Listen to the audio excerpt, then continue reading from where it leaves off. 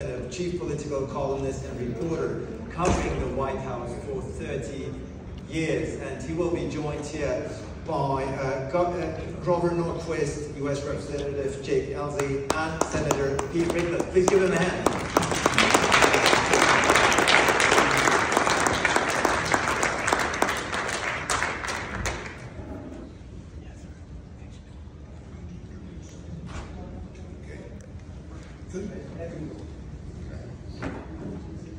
You may be seated. Well, ladies and gentlemen, it is a pleasure. No, it's a real honor for me to be here to moderate this distinguished panel.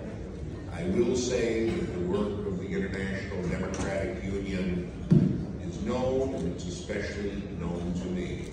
When my late wife worked for the IRI, the International Republican Institute, the annual get-togethers of the IDU here and abroad were always part of her agenda.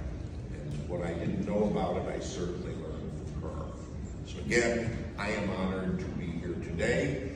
Now, I never thought that I would have a group like this to my left, but starting on the far left, oh, I love saying that, Congressman Jake Ellzey from Texas. He served in the armed forces, was elected to Congress in a special election, and I might add, is only the 5th person in the last 60 years to win his seat over the widow of his predecessor. A little bit of history. Grover Norquist is someone who is a major figure in the American and the international conservative movement.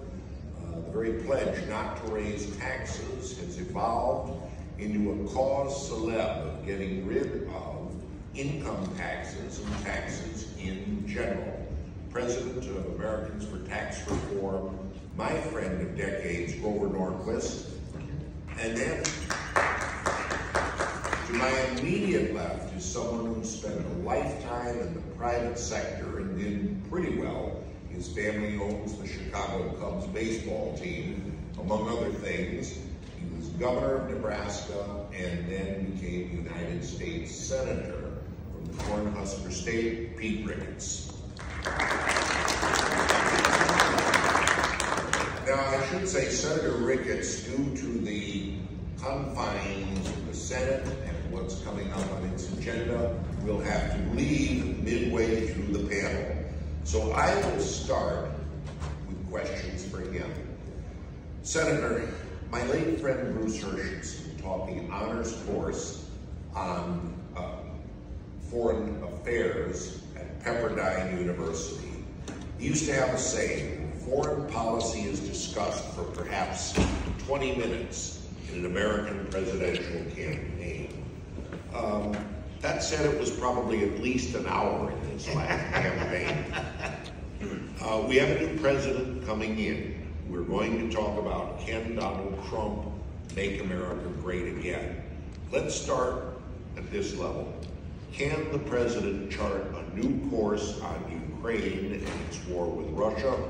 And if so, what do you expect him to do? Yeah, I would say in general, and thank you very much. I want to thank the IDU for allowing me to be on the panel here today. And I'm sorry, I've got a vote that I may have to run out and go do the, you're picky about the timing of these things sometimes. What you're going to find is a complete reversal from away from the appeasement first policies of the Biden administration and the weakness that projected on the foreign stage, going back to the disastrous withdrawal from Afghanistan that cost American lives, including in Nebraska, Corporal Dagan Page, leaving Americans and our Afghan security partners behind, to what he's done with regard to allowing Iran to have oil money, to just in general the weakness that he's projecting on the world stage. And in part, I think that's what contributed to Putin's invasion of Ukraine. Putin saw Biden as being weak, and so he saw this as an opportunity. Well, with Trump coming back into office, there's going to be a new sheriff in town. And what you're going to see is President Trump believes in peace through strength. And he is going to take a much harder line. I mean, President Biden, provided aid to Ukraine, but it was like pulling teeth, whether it was F-16s or, the Patriot systems or attack arms or Abrams tanks. It was just a little bit, trickle at a time.